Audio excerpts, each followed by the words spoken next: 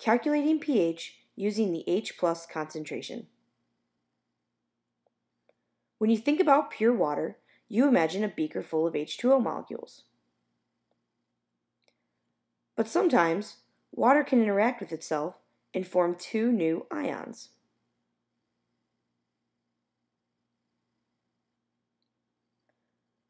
One water reacts with another to form H3O+ and OH-. H3O+ is called the hydronium ion. OH- is called the hydroxide ion.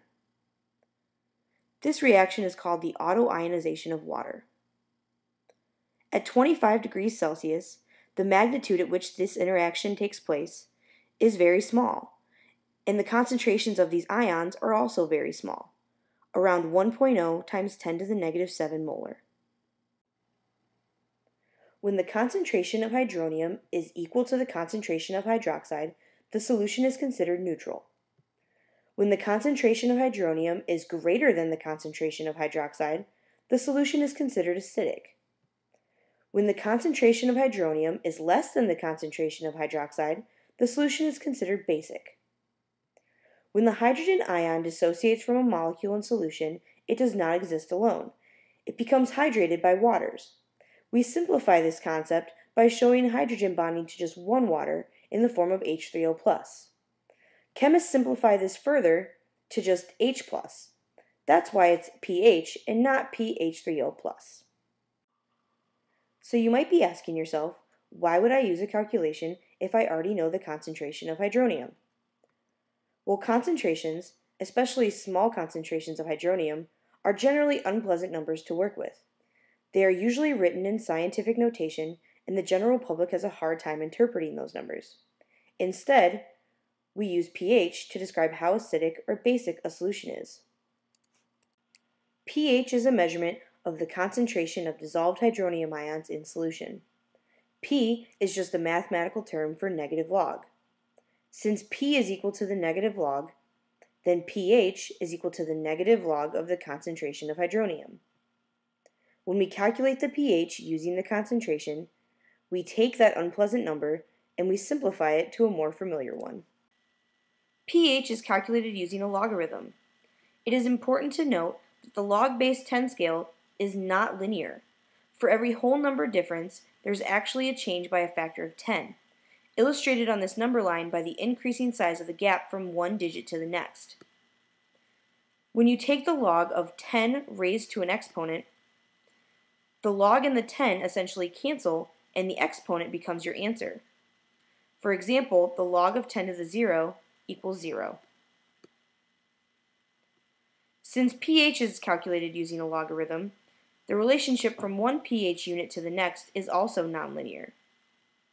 For every whole number difference in pH, there is a change in the concentration of hydronium by a factor of 10.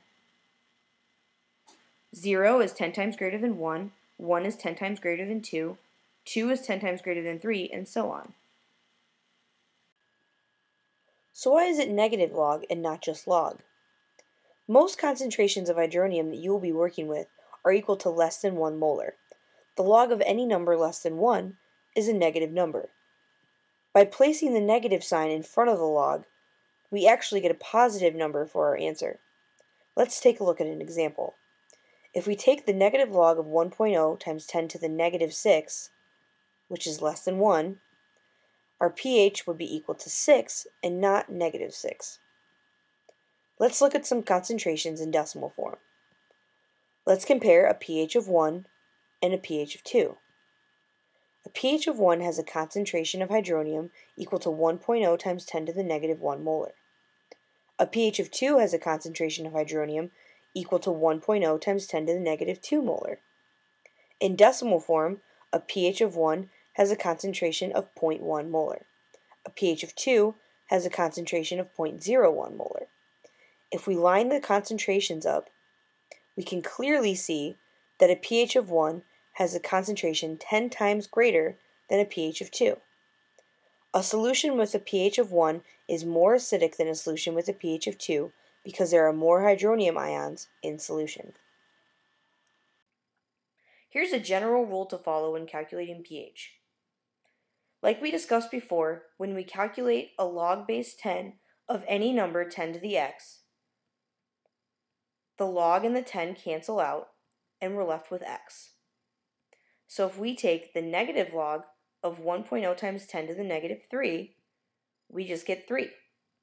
Remember that 1.0 times 10 to the negative 3 is equal to 10 to the negative 3 because you're just multiplying by 1.0.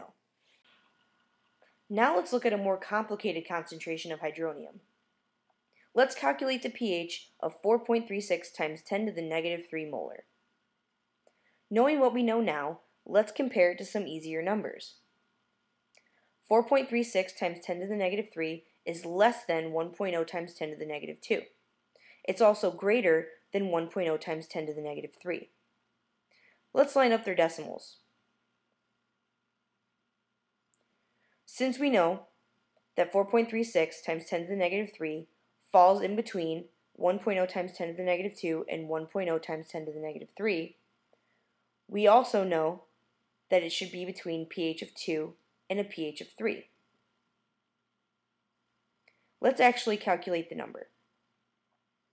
The negative log of 4.36 times 10 to the negative 3 is 2.361. Now let's practice. Calculate the pH of the following concentrations of H3O+. Pause the video and give these a try. Here are the answers. How did you do? Let's not forget about significant figures. When finding significant figures for pH, there are 3 easy steps involved. Step 1. Identify the number of significant figures in the H3O+ concentration. For example, this H3O+ concentration is 4.85 times 10 to the negative 6 molar. There are 3 significant figures in this concentration. Step 2. Calculate the pH and report the numbers to the left of the decimal. The negative log of 4.85 times 10 to the negative 6 equals 5.314. The only number to the left of the decimal is 5. This is just the placeholder. It doesn't count towards the total number of significant figures. Step 3.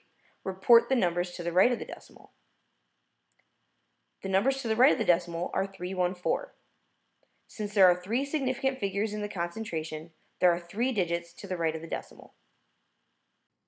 Now let's calculate pH using an actual reaction. For this reaction, we will use a strong acid. Strong acids completely ionize, which means whatever my starting concentration of strong acid is, it's equal to my end concentration of H3O+. For example, if I have a 0.1 molar solution of hydrochloric acid, I really have a 0.1 molar solution of H3O+. So I know my concentration. Now I can calculate pH. The negative log of 0.1 is equal to 1. So my pH is equal to 1. The last thing to note is that pH is not restricted to a specific range. Any concentration of H3O+, big enough or small enough, can fall outside of the general range of 0 to 14.